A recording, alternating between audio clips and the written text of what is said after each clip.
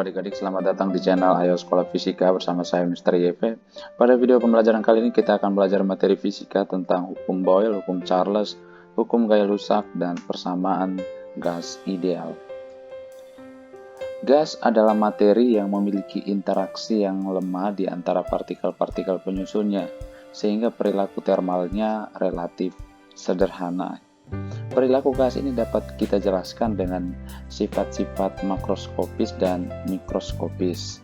Sifat makroskopis ialah sifat besaran-besaran yang dapat diukur dengan alat ukur seperti suhu, tekanan, dan volume.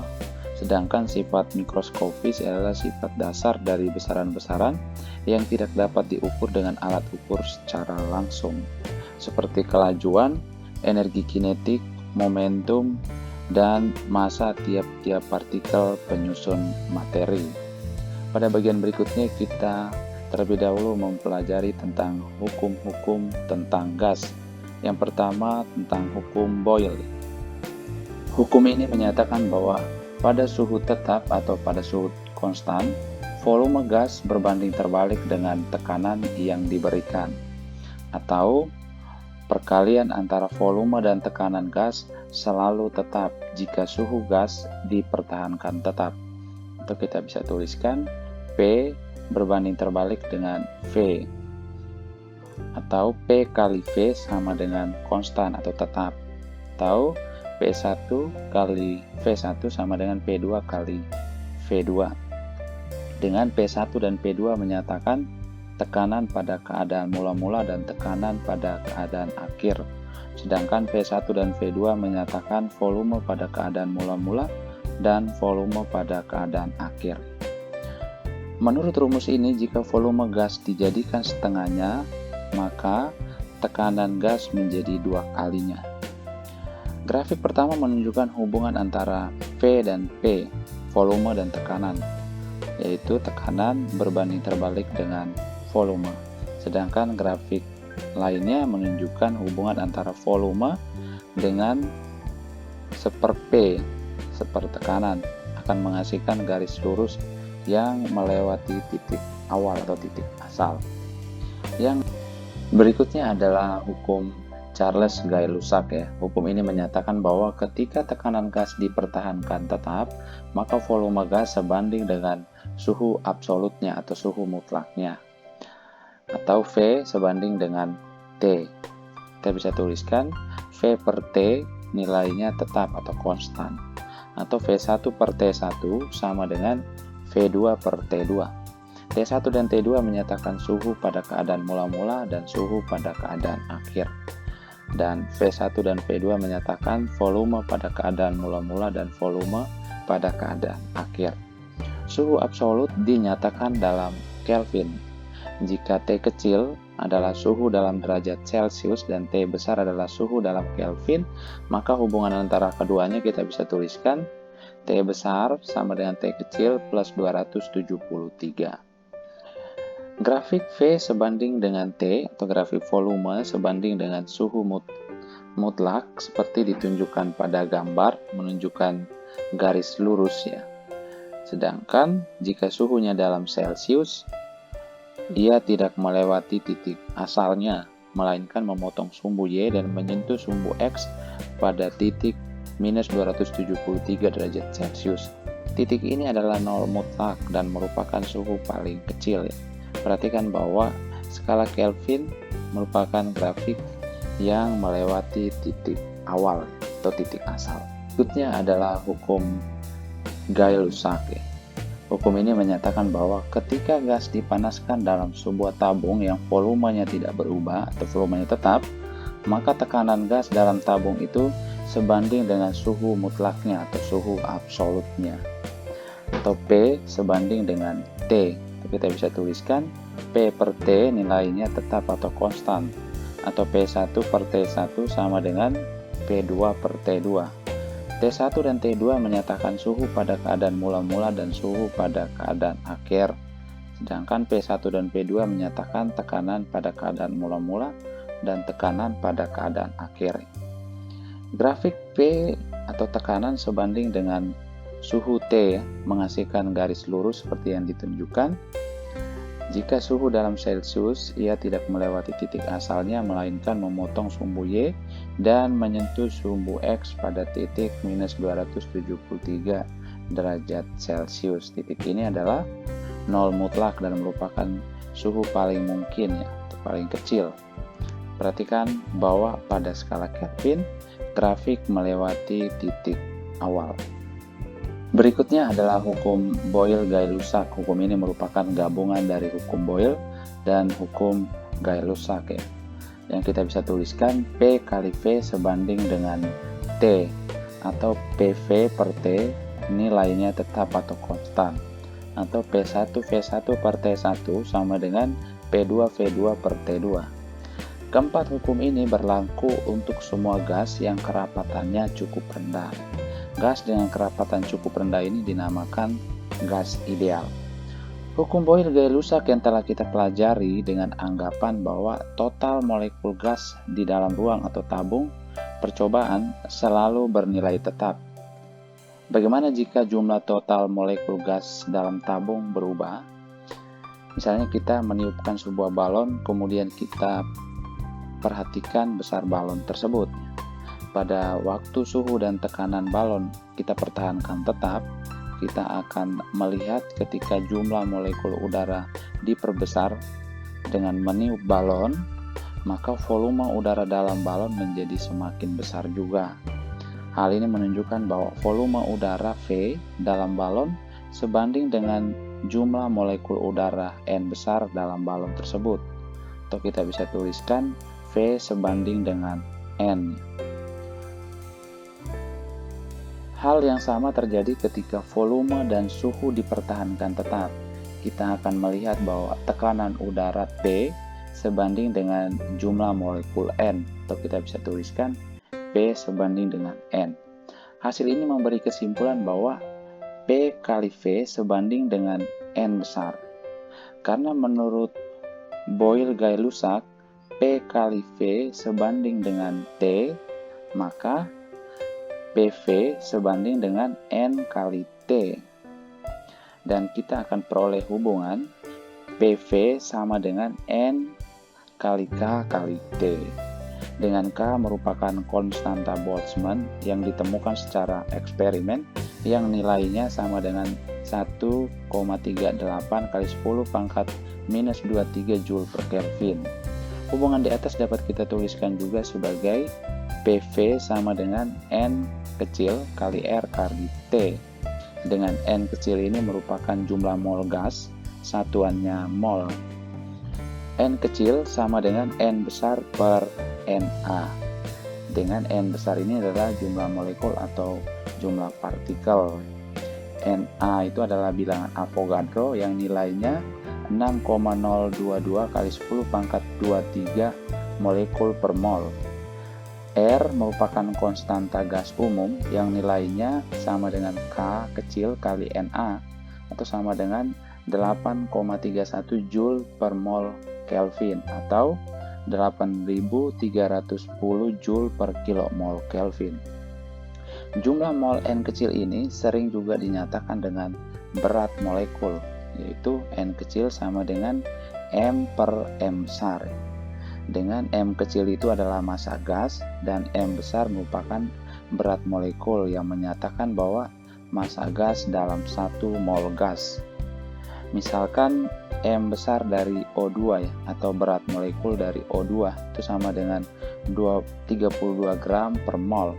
Artinya dalam 1 mol gas O2 terdapat 32 gram massa gas O2. Berikutnya kita akan membahas contoh soal. Kita lihat contoh soal yang pertama. Sebuah tabung bervolume 590 liter berisi gas oksigen pada suhu 20 derajat Celcius dan tekanan 5 atmosfer. Tentukan massa oksigen dalam tangki. Mr dari oksigen atau berat molekul oksigen adalah 32 kg per kilomol.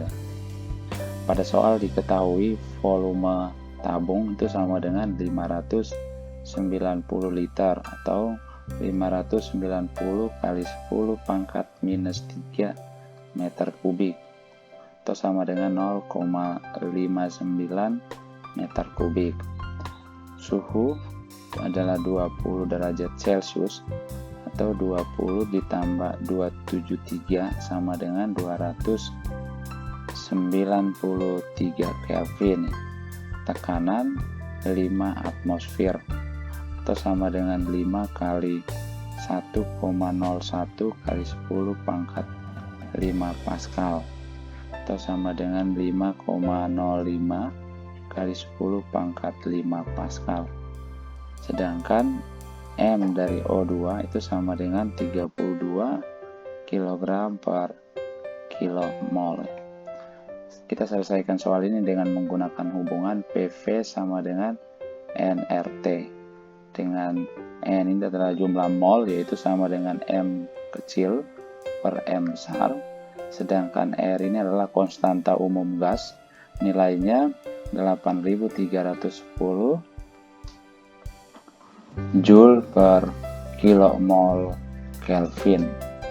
Maka kita tuliskan 5,05 kali 10 pangkat 5 dikali V nya 0,59 sama dengan M per 32 dikali R nya 8310 dikali T nya 293. Maka kita dapatkan M nya, yaitu massa oksigen dalam tangki sekitar 3,88 kg.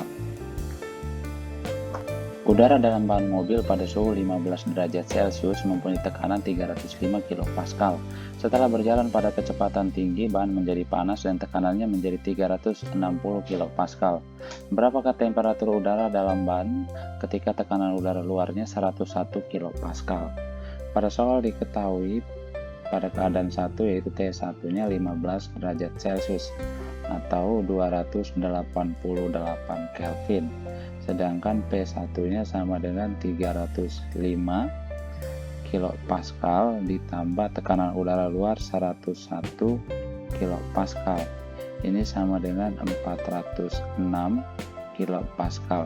Sedangkan P2-nya sama dengan 360 kPa ditambah 101 kPa sama dengan 461 kPa. Maka T2-nya kita peroleh dengan menggunakan hubungan P1 per T1 sama dengan P2 per T2. P1-nya 406 kPa dibagi dengan T1-nya 288 Kelvin sama dengan P2-nya 461 kPa dibagi dengan T2. Maka kita dapatkan T2-nya sama dengan 327 Kelvin atau sama dengan 54 derajat Celcius. Oke, kita lihat contoh soal yang ketiga. Volume suatu gelembung udara pada dasar sebuah danau adalah 1,5 cm3. Kedalaman danau itu adalah 102 meter. Berapakah volume gelembung udara tersebut ketika berada tepat di bawah permukaan air? Tekanan udara luar 75 cm Hg, massa jenis raksa 13,6 gram per cm3, dan massa jenis air 1 gram per cm3. Soal ini dapat digambarkan seperti yang ditunjukkan. Keadaan satunya di tepat di bawah permukaan air dan keadaan duanya pada kedalaman danau 102 meter. Maka diketahui P1 yaitu pada keadaan 1 itu sama dengan P0 yaitu sama dengan 75 cm Hg. Sedangkan pada keadaan 2 V2 nya sama dengan 1,5 cm3 pada kedalaman H sama dengan 102 meter. Kita anggap pada titik 1 dan titik 2 suhunya sama, T1 sama dengan T2. Pada titik 2 gelembung mengalami tekanan hidrostatis pH sebesar 102 meter atau ini 102 meter air atau ini sama dengan 102,00 atau 10.200 cm air dikali dengan 1 cm raksa dibagi dengan 13,6 cm air. Ini besarnya sama dengan 750 cm raksa. Maka P2-nya itu sama dengan P0 ditambah PH, itu sama dengan 75 ditambah 750 ya. Atau P2-nya sama dengan 75 dikali 11 cm raksa. Maka kita gunakan hubungan P1V1 per T1 sama dengan P2V2 per T2. P1-nya 75 ya. V1-nya yang ditanya, sedangkan T1 T2 kita coret karena sama, dan P2-nya 75 dikali 11 kali P2-nya 1,5. Maka kita dapatkan V1-nya sekitar, ini kita coret, 11 kali 1,5 berarti sama dengan 16,5 cm kubik. Oke, kita lihat contoh soal yang keempat. Volume gas bermassa 7,2 kg bersuhu 27 derajat Celcius berada dalam tabung yang berlubang. Jika tabung dipanasi hingga suhu 227 derajat Celcius dan pemuaian tabung diabaikan, tentukan A. Massa gas yang tersisa di tabung, B. Massa gas yang keluar dari tabung, C. Perbandingan massa gas yang keluar dari tabung dengan massa gas awal. Pada soal diketahui massa gas awal, misalnya M1 sama dengan 7,2 kg. Sedangkan massa gas yang tersisa misalnya itu sebesar M2. Maka massa gas yang keluar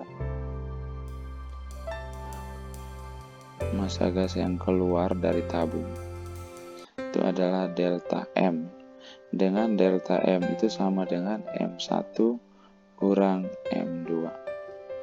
Pada soal juga diketahui suhu mula-mula T1 sama dengan 27 derajat Celcius atau 300 Kelvin, sedangkan T2-nya adalah 227 derajat Celcius sama dengan 500 Kelvin. Kita akan selesaikan soal ini dengan menggunakan rumus gas ideal, yaitu PV sama dengan nRT. Karena N-nya sama dengan massa gas per massa molekul relatif gas, maka kita bisa tuliskan kembali VV sama dengan M kecil per M besar kali R kali T. Karena P dan V itu nilainya konstan, ini konstan, maka kita bisa tuliskan kembali M per M besar kali R kali T itu sama dengan konstan. Maka M1 kali T1 sama dengan M2 kali T2, karena M dan R juga konstan, sehingga ini M1 nya 7,2 dikali T1 nya 300, M2 dikali T2 nya 500, maka kita dapatkan M2 nya itu sebesar 4,32 kg. Jadi massa gas yang tersisa 4,32 kg. Ini untuk A. Kemudian untuk pertanyaan B, massa gas yang keluar. Berarti massa gas yang keluar itu sebesar delta M, yaitu massa gas awal yang dikurang massa gas yang tersisa, itu sama dengan 7,2 kurang 4,32. Berarti delta M nya sekitar 2,88 kg. Untuk pertanyaan C, perbandingan massa gas yang keluar berarti delta M bagi massa gas awal M1 itu sama dengan 2,88 bagi 7,2 ya. Berarti sama dengan 2/5. Oke, kita lihat untuk soal yang kelima. Massa jenis gas nitrogen pada keadaan normal P sama dengan 1 atmosfer dan T sama dengan 0 derajat Celcius adalah 1,25 kg per meter kubik. Hitung massa jenisnya pada suhu 60 derajat Celcius dan tekanan 72 cm Hg. Pada soal ini diketahui P1 sama dengan 1 atmosfer itu sama dengan 76 cm Hg. Kemudian T1 nya sama dengan 0 tambah 273 Kelvin, maka sama dengan 273 Kelvin. Sedangkan rho 1 nya sama dengan 1,25 kg per meter kubik. Karena rho itu sama dengan massa per volume, maka V1 nya kita bisa tuliskan massa per rho 1. Untuk keadaan 2, P2 nya sama dengan 72 cm Hg. Sedangkan T2 nya sama dengan 60 tambah 273 berarti sama dengan 333 Kelvin. Dan V2 nya kita bisa tuliskan M per rho 2. Maka dengan menggunakan hubungan V1 per T1 sama dengan P2 per T2, atau P1 kali M per rho 1 dibagi T1 sama dengan P2 kali M per rho 2 bagi T2. Maka ini kita bisa tuliskan kembali menjadi P1 per T1 rho 1 sama dengan P2 per T2 rho 2. Maka rho 2 nya sama dengan P2 T1 rho 1 bagi P1 T2 ya. Maka kita dapatkan rho 2 nya sama dengan P2 kita masukin 72 kali T1 nya 273 dikali rho 1 nya 1,25 bagi P1 nya 76 dikali 333 Kelvin. Maka rho 2 nya sekitar 0,97 kg per meter kubik. Kita lihat contoh soal yang ke-6. Pada hari yang cerah, suhu di luar rumah 31 derajat Celcius dan suhu di dalam rumah yang mempunyai AC adalah 18 derajat Celcius. Berapakah perbedaan massa jenis udara di dalam dan di luar rumah?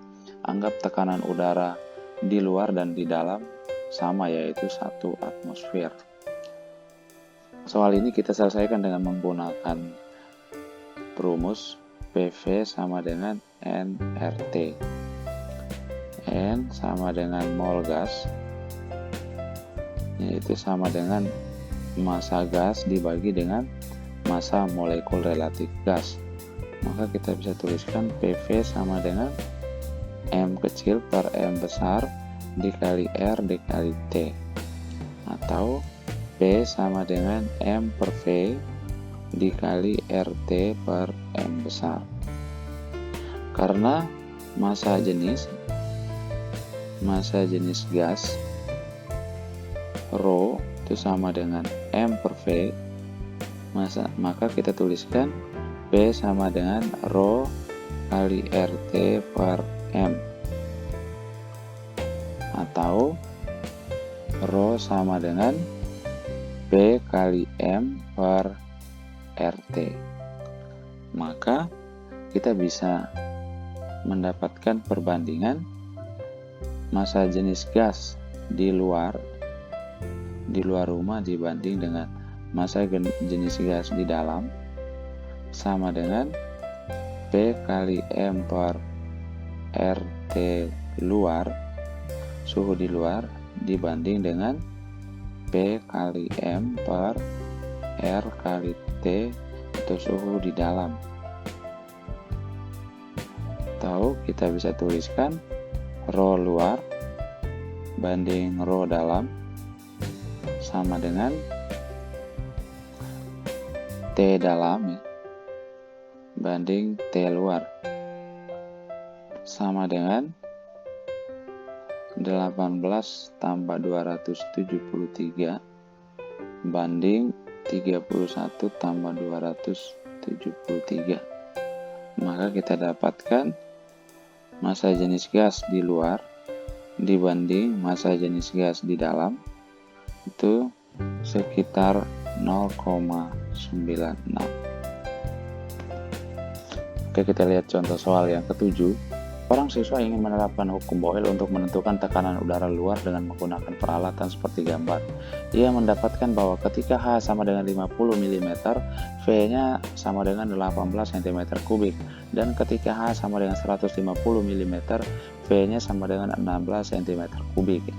Berapa milimeter Hg tekanan udara luar di tempat siswa itu melakukan percobaan?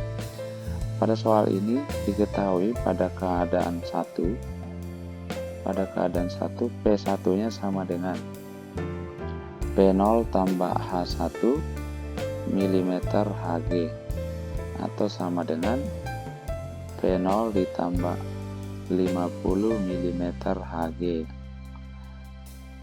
V1-nya sama dengan 18 cm3. Sedangkan pada keadaan 2, P2-nya sama dengan P0 tambah H2 mm Hg, atau sama dengan P0 ditambah 150 mm Hg, dan V2-nya sekitar 16 cm3. Menurut Boyle, P2 V2 sama dengan P1 kali P1, maka P2-nya sama dengan V1 per V2 kali P1 atau sama dengan 18 per 16 kali P1 sama dengan 9 per 8 P1. Maka hubungan ini kita substitusikan ke persamaan tekanan pada keadaan 2, maka kita dapatkan 9 per 8 P1 sama dengan P0 ditambah 150. Maka P1-nya sama dengan P1-nya sama dengan 8 per 9 dikali P0 tambah 150. Hubungan P1 ini kita substitusikan ke tekanan pada keadaan 1, maka kita bisa tuliskan 8 per 9 kali P0 tambah 150 sama dengan P0 plus 50, atau 8 P0 ditambah 8 kali 150 sama dengan 9 P0 ditambah 9 kali 50, atau P0 nya sama dengan 8 kali 150 kurang 9 kali 50, maka sama dengan 750 mm Hg. Jadi tekanan udara luar saat itu yang diukur siswa itu sebesar 750 mm Hg.